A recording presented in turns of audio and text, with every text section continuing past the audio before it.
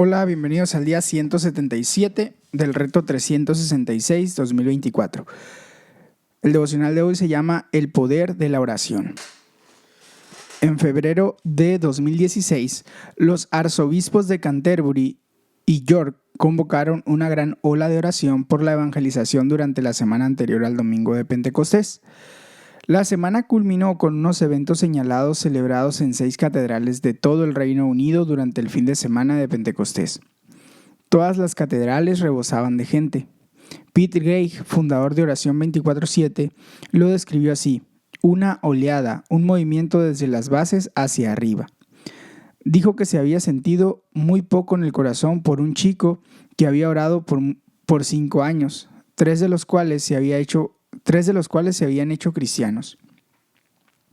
Justin Welby, arzobispo de Canterbury, pidió a la gente que oraran por 3 cosas: que todos los cristianos encuentren nueva vida en Cristo, que todos los que encuentren puedan ver algo de Jesús y que la iglesia se desborde con la realidad de la presencia de Jesús.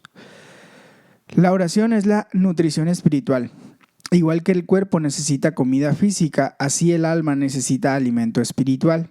Pero la Biblia va mucho más allá de esto. La oración es poderosa. Es, como dice Charles Haddon Spurgeon, el delgado nervio que mueve los músculos de la omnipotencia. La oración tiene el poder de cambiar circunstancias, cambiar a los demás e incluso cambiar el curso de la historia. Proverbios 15, 21 al 31. Dice de la siguiente manera: al necio le divierte su falta de juicio, al entendido endereza sus propios pasos. Cuando falta el consejo, fracasan los planes. Cuando abunda el consejo, prosperan. Es muy grato dar la respuesta adecuada, y cuando es oportuna, aún es más grato. El sabio sube por el sendero de vida para librarse de caer en los dominios de la muerte. El Señor derriba la casa de los soberbios, pero mantiene intactos los linderos de las viudas. El Señor aborrece los planes de los malvados, pero se complace en las palabras puras. El ambicioso acarrea mal sobre su familia. El que aborrece el soborno vivirá. El corazón del justo medita sus respuestas, pero la boca del malvado rebosa de maldad. El Señor se mantiene lejos de los impíos, pero escucha las oraciones de los justos. Una mirada radiante alegra el corazón, y las buenas noticias renuevan los huesos. Dice el comentario: la oración cambia las circunstancias. Dios escucha las oraciones de los justos. Nuestras oraciones pueden marcar la diferencia en lo que ocurre. El Señor se mantiene lejos de los impíos, pero escucha las oraciones de los justos. De acuerdo con el autor de los Proverbios, la santidad significa mantener la senda enderezada. Escuchar el consejo y mantener la pureza de nuestros pensamientos significa responder a la gente con respuestas mediadas en la oración. Con respuestas meditadas en la oración. La oración y una planificación cuidadosa no se oponen entre sí. Igual que es bueno hablar con Dios, es aconsejable también recabar el consejo de los demás. Cuando falta el consejo, fracasan los planes. Cuando abunda el consejo, prosperan. Por medio de Jesús, todos los creyentes son justos, según Romanos 3:22. Por tanto, Dios escucha tus oraciones y llevarás bendición donde quiera que vayas. Una mirada radiante alegra el corazón y las buenas noticias renuevan las fuerzas. Dice la oración: Señor, gracias por las muchas veces que has oído y respondido mis oraciones. Señor, hoy oro porque, y tú puedes agregar ahí por qué deseas orar hoy. Hechos 16, del 16 al 40. Dice así: una vez, cuando íbamos al lugar de oración, nos salió al encuentro una joven esclava que tenía un espíritu de adivinación. Con sus poderes ganaba mucho dinero para sus amos. Nos seguía a Pablo y a nosotros gritando: estos hombres son siervos del Dios Altísimo y les anuncian el camino de salvación. Así continuó durante muchos días. Por fin Pablo se molestó tanto que se volvió y reprendió al espíritu. En el nombre de Jesucristo te ordeno que salgas de ella. Y en aquel mismo momento el espíritu la dejó. Cuando los amos de la joven se dieron cuenta de que se les había esfumado la esperanza de ganar dinero, Echaron mano a Pablo y a Silas y los arrastraron a la plaza ante las autoridades. Los presentaron ante los magistrados y dijeron: estos hombres son judíos y están alborotando nuestra ciudad. Enseñan costumbres que a los romanos se nos prohíbe admitir y practicar. Entonces la multitud se amotinó contra Pablo y Silas. Luego los magistrados mandaron que arrancaran sus ropas y los azotaran. Después de darles muchos golpes, los echaron en la cárcel y ordenaron al carcelero que los custodiara con la mayor seguridad. Al recibir tal orden, éste los metió en el calabozo interior y les sujetó los pies en el cepo. A eso de la medianoche, Pablo y Silas se pusieron a orar y a cantar himnos a Dios, y los otros presos los escuchaban. De repente se produjo un terremoto tan fuerte que la cárcel se estremeció hasta sus cimientos. Al instante se abrieron todas las puertas y a los presos se les soltaron las cadenas. El carcelero despertó y al ver las puertas de la cárcel de par en par sacó la espada y estuvo a punto de matarse porque pensaban que los presos se habían escapado. Pero Pablo le gritó: no te hagas ningún daño, todos estamos aquí. El carcelero pidió luz, entró precipitadamente y se echó temblando a los pies de Pablo y de Silas. Luego los sacó y les preguntó: señores, ¿qué tengo que hacer para ser salvo? Cree en el Señor Jesús, así tú y tu familia serán salvos, contestaron. Luego expusieron la palabra del Señor a él y a todos los demás que estaban en su casa. A esas horas de la noche el carcelero se los llevó y lavó las heridas. Enseguida fueron bautizados él y toda su familia. El carcelero los llevó a su casa, les sirvió comida y se alegró mucho junto con toda su familia por haber creído en Dios. Al amanecer, los magistrados mandaron a unos guardias al carcelero con esta orden: suelta a esos hombres. El carcelero entonces informó a Pablo: los magistrados han ordenado que los suelte, así que pueden irse, vayan en paz. Pero Pablo respondió a los guardias: ¿cómo? ¿A nosotros, que somos ciudadanos romanos, que nos han azotado públicamente y sin proceso alguno, y nos han echado en la cárcel, ahora quieren expulsarnos a escondidas? Nada de eso. Que vengan ellos personalmente a escoltarnos hasta la salida. Los guardias comunicaron la respuesta a los magistrados. Estos se asustaron cuando oyeron que Pablo y Silas eran ciudadanos romanos, así que fueron a presentarles sus disculpas. Los escoltaron desde la cárcel pidiéndoles que se fueran de la ciudad. Al salir de la cárcel, Pablo y Silas se dirigieron a la casa de Lidia, donde se vieron con los hermanos y los animaron. Después se fueron. Dice el comentario de esta parte: la oración cambia a la gente. ¿Qué hizo que la iglesia primitiva fuera tan poderosa? Ciertamente, parte de la respuesta es la vida de oración de aquellos que fueron los primeros creyentes. Ora regularmente. Parece que la oración era un hábito regular. Una vez cuando íbamos al lugar de oración, dice el texto, esto sugiere que no solamente oraban cuando estaban solos, sino que se reunían para orar juntos frecuentemente. Ora en el nombre de Jesús. La oración cristiana es poderosa porque oramos en el nombre de Jesús, no en el nuestro.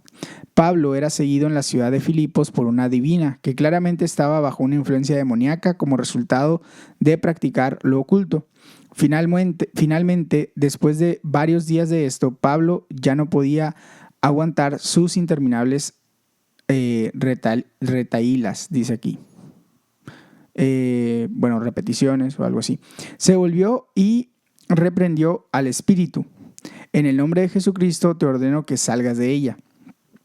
Y en aquel mismo momento el espíritu salió. El nombre de Jesús es poderosísimo. La única manera de enfrentarse al poder del demonio es mediante el nombre de Jesús. Ningún demonio puede con Jesús. Él nos libera de las fuerzas demoníacas, como transformó totalmente la vida de aquella joven. El demonio salió en aquel mismo momento. Ora en todas las circunstancias. La mujer era una esclava que había ganado mucho dinero para sus amos, los cuales se enfurecieron al ver que había perdido sus poderes sobrenaturales. Echaron mano a Pablo y a Silas y los arrastraron a la plaza, deteniéndolos, instigando al gentío contra ellos. La multitud se sumó al ataque.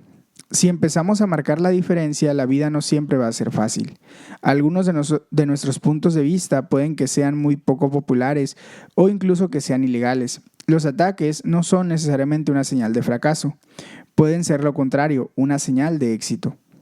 Los magistrados se dieron a la presión y ordenaron que les arrancaran los vestidos, los azotaran severamente y los confinaran en prisión bajo fuerte custodia y les sujetaron los pies en el cepo. El guardián de la cárcel tenía que estar acostumbrado a que la gente llegara allí enojada, maldiciendo y jurando. En contraste, ve a Pablo y a Silas orar y cantar himnos a Dios. Hay un gran poder en la combinación de oración y alabanza. Un terremoto sucedió a la prisión y todas las puertas se abrieron. El carcelero estaba a punto de suicidarse, pues pensó que todos los prisioneros se habían escapado y temía las consecuencias. Pablo, al ver delante de sí la libertad, eligió quedarse y llevar a su carcelero a Cristo. Cuando Pablo le aseguró que todos los prisioneros seguían allí, el carcelero preguntó: ¿qué tengo que hacer para ser salvo? Aquello fue lo que se llama una oportunidad evangelizadora. Pablo expuso al carcelero lo que tenía que hacer y así con su familia entera después creyeron en Jesús y fueron bautizados. Su vida comenzó a cambiar de inmediato. Muestra compasión y lava las heridas de Pablo y Silas y después los alimenta. Tanto él como su familia se alegraron mucho y quiere que lo conozcan públicamente como cristiano. Llegaron a ser miembros fundadores de la iglesia de Filipos. Estos sucesos fueron tan claramente sobrenaturales que Pablo vio el asombroso poder de Dios tras el hacer humano de sus palabras. Este episodio termina con los jueces teniendo que disculparse personalmente con Pablo y Silas, pues no se habían dado cuenta de que eran ciudadanos romanos y por lo tanto era ilegal tratarlos de la manera que lo hicieron. Los magistrados se asustaron cuando oyeron que Pablo y Silas eran ciudadanos romanos, así que fueron a presentarles sus disculpas. Los escoltaron desde la cárcel pidiéndoles que se fueran de la ciudad. Al salir de la cárcel, Pablo y Silas se dirigieron a la casa de Lidia, donde se vieron con los hermanos y los animaron. Después se fueron. La oración no solo tiene el poder de cambiar nuestras propias vidas, también cambia circunstancias, sucesos y la vida de los demás. Señor, ayúdanos a ser más como la iglesia primitiva. Ayúdanos a reunirnos regularmente para orar. Gracias por el poder del nombre de Jesús. Señor, te pido que la oración y la alabanza estén en la base de todo lo que hagamos. Primer libro de Reyes, 14:21 al 16, versículo 7. Dice así: Roboán, hijo de Salomón, fue rey de Judá. Tenía 41 años cuando comenzó a reinar. Reinó 17 años en Jerusalén, la ciudad donde, de entre todas las tribus de Israel, el Señor había decidido poner su nombre. La madre de Roboán era una amonita llamada Noamá. Los habitantes de Judá hicieron lo malo ante el Señor y con sus pecados provocaron los celos del Señor más que sus antepasados. Además, en todas las colinas y bajo todo árbol frondoso se construyeron altares paganos, piedras sagradas e imágenes de la diosa Aserá. Incluso había en el país hombres que practicaban la prostitución sagrada. El pueblo participaba en todas las repugnantes ceremonias de las naciones que el Señor había expulsado del territorio de los israelitas. Sisac, rey de Egipto, atacó a Jerusalén en el 5º año del reinado de Roboán y se llevó los tesoros del templo del Señor y del palacio real. Se lo llevó todo, aun los escudos de oro que Salomón había hecho. Para reemplazarlos, el rey Roboán mandó hacer escudos de bronce y los puso al cuidado de los comandantes de la guardia que custodiaba la entrada del palacio real. Siempre que el rey iba al templo del Señor, los guardias portaban los escudos, pero luego los devolvían a la sala de los centinelas. Los demás acontecimientos del reinado de Roboán y todo lo que hizo están escritos en el libro de las crónicas de los reyes de Judá. Durante su reinado hubo guerra constante entre él y Jeroboam. Cuando murió Roboán, hijo de la amonita llamada Noamá, fue sepultado con sus antepasados en la ciudad de David. Su hijo Abías lo sucedió en el trono. Dice el capítulo 15 del primer libro de Reyes. En el año 18 del reinado de Jeroboam, hijo de Nabat, Abías comenzó a reinar en Judá y reinó en Jerusalén 3 años. Su madre era Macá, hija de Abisalón. Abías cometió todos los pecados que había cometido su padre, pues no siempre fue fiel al Señor su Dios como lo había sido su antepasado David. No obstante, por consideración a David, el Señor su Dios mantuvo la lámpara de David encendida en Jerusalén, dándole un hijo que lo sucediera para fortalecer así a Jerusalén. Pues David había hecho lo que agrada al Señor y en toda su vida no había dejado de cumplir ninguno de los mandamientos del Señor, excepto en el caso de Urías el hitita. Durante toda la vida de Abías hubo guerra entre la casa de Roboam y la de Jeroboam.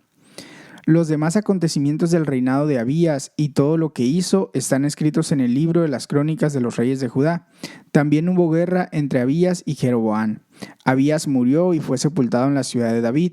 Su hijo Asá lo sucedió en el trono. En el año 20 de Jeroboam, rey de Israel, Asá ocupó el trono de Judá y reinó en Jerusalén 41 años.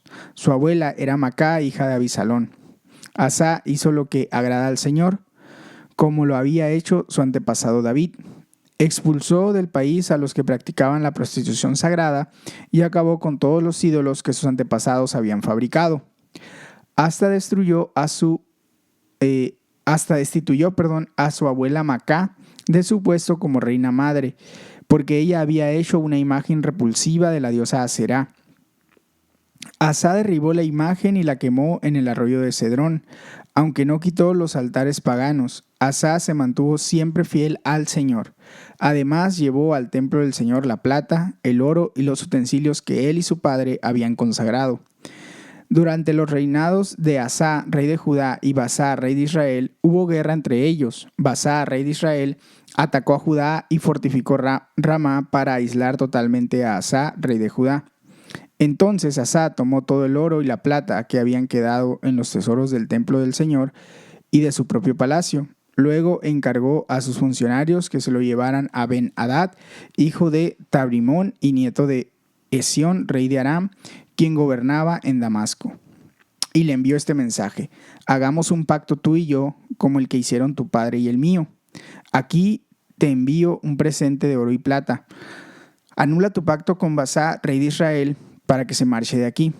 Ben-Hadad estuvo de acuerdo con el rey Asá y envió a los comandantes de su ejército para que atacaran las ciudades de Israel. Así conquistó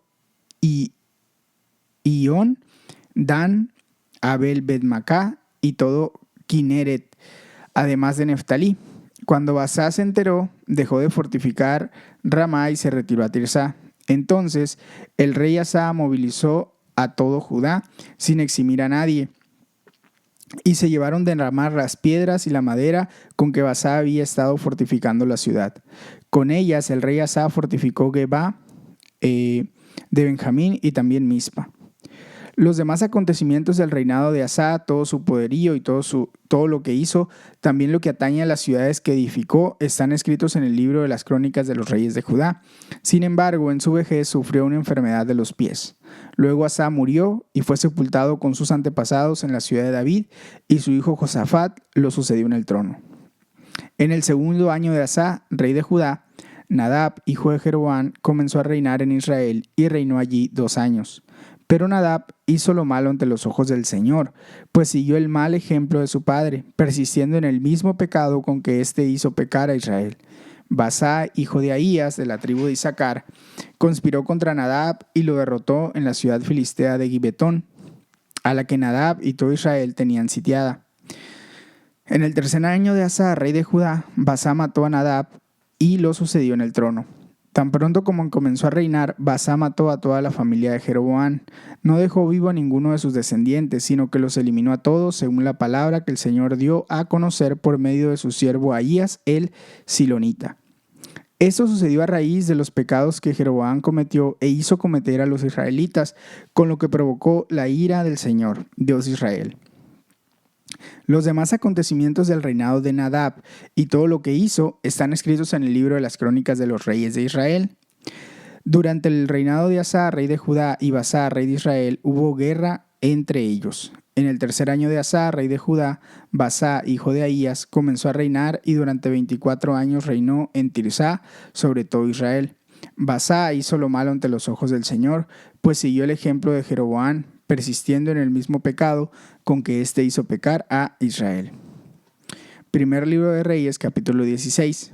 En aquel tiempo la palabra del Señor vino a Jehú, hijo de Hananí, y le dio este mensaje contra Basá. Yo te levanté del polvo y te hice gobernante de mi pueblo Israel. Pero tú seguiste el mal ejemplo de Jeroboam e hiciste que mi pueblo Israel pecara y provocara así mi enojo. Por eso estoy a punto de aniquilarte y de hacer con tu familia lo mismo que hiciste con Jeroboam, hijo de Nabat. A los que mueran en la ciudad se los comerán los perros, y a los que mueran en el campo se los comerán las aves del cielo. Los demás acontecimientos del reinado de Basá, lo que hizo y atañe a sus obras, están escritos en el libro de las crónicas de los reyes de Israel. Basá murió y fue sepultado en Tirsá, y su hijo Elá lo sucedió en el trono. Además, por medio del profeta Jehú, hijo de Hananí, la palabra del Señor vino contra Basá y su familia, debido a todo lo malo que éste había hecho contra el Señor, provocando así su ira. Y aunque destruyó a la familia de Jeroboam, llegó a ser semejante a esta por las obras que hizo. Dice el comentario de esta sección: La oración cambia la historia. Por supuesto, la oración no cambia el pasado, pero puede cambiar el curso de los eventos futuros. La historia del pueblo de Dios, tal como se describe en el libro de Reyes, es una mezcla contradictoria. Leemos cómo constantemente el pueblo de Dios hace lo que ofende al Señor.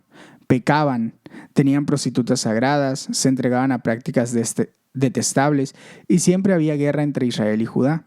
Con frecuencia, los reyes no siempre eran fieles al Señor. Hubo excepciones notables como la de Asa, quien hizo lo que agrada al Señor, como lo había hecho su antepasado David, y expulsó del país, etc. En medio de todo esto hay un comentario fascinante. No obstante, dice, por consideración a David, el Señor su Dios mantuvo la lámpara de David encendida en Jerusalén, dándole un hijo que lo sucediera para fortalecer así a Jerusalén, porque David había hecho lo que agrada al Señor y en toda su vida no había dejado de cumplir ninguno de los mandamientos del Señor, excepto en el caso de Urías el hitita. David estaba produciendo un gran impacto aún después de su muerte. Dios honró sus oraciones durante generaciones. Dios le había dicho a David: tu casa y tu reino durarán para siempre delante de mí, tu trono quedará establecido para siempre. David había orado, y ahora, Señor y Dios, reafirma para siempre la promesa que le has hecho a tu siervo y a su dinastía. Cumple tu palabra para que tu nombre sea siempre exaltado, y para que todos digan: el Señor Todopoderoso es Dios de Israel. Entonces la dinastía de tu siervo David quedará establecida en tu presencia. El Señor escuchó la oración de David. El impacto de la oración de David habría de cambiar el curso de la historia. David llevó una vida justa, excepto en el caso de Urías el hitita, pero el Nuevo Testamento nos dice que toda persona que cree en Jesús está en una posición mejor que la de David. Por medio de la muerte y resurrección de Jesús, eres justo ante Dios, y Dios oye las oraciones de los justos. Así que por causa de Jesús, tus oraciones pueden cambiar también el curso de la historia. Dice la oración: Señor, vuelve nuestra ciudad y nuestro país a ti. Oro para que suscites líderes y políticos completamente entregados a ti, que se deshagan del mal y traigan paz y justicia a nuestro mundo.